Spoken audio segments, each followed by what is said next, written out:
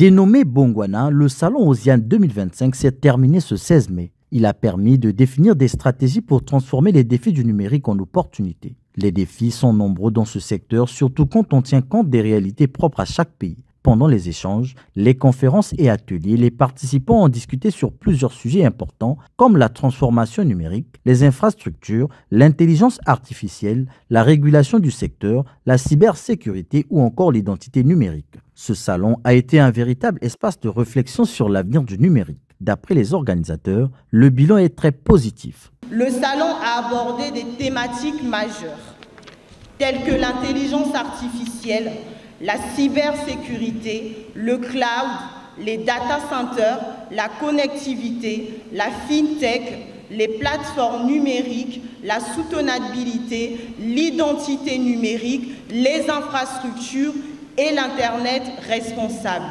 OSIAN s'est affirmé aujourd'hui comme une plateforme, un véritable hub, un carrefour d'échanges, de partage d'expériences, de réseautage et d'opportunités B2B.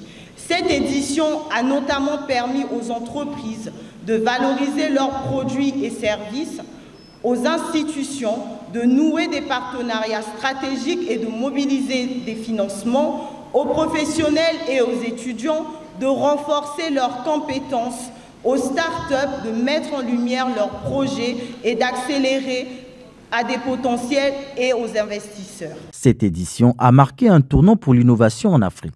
Les acteurs de l'écosystème et le gouvernement congolais se sont fortement mobilisés avec la volonté de faire de ce salon un outil pour accélérer les politiques numériques du pays. La cérémonie de clôture a confirmé l'importance que prend ce salon dans le développement du secteur. OSIAN n'est pas seulement un salon, comme il a été souligné ici par tous les intervenants. C'est une vision, celle d'un Congo et d'une Afrique décomplexée, qui prennent leur destin numérique en main. OSIAN, c'est aussi une dynamique que nous devons maintenir, renforcer et élargir par la formalisation de l'institutionnalisation du salon international avec les ministères en charge du numérique et celui de l'innovation technologique. Ce n'est qu'ensemble, gouvernement, entreprises, institutions partenaires, techniques et financiers, que nous ferons du numérique un levier, un véritable levier de transformation. L'édition 2025 du Salon OSIAN a été un vrai succès en raison de la forte mobilisation des acteurs du numérique.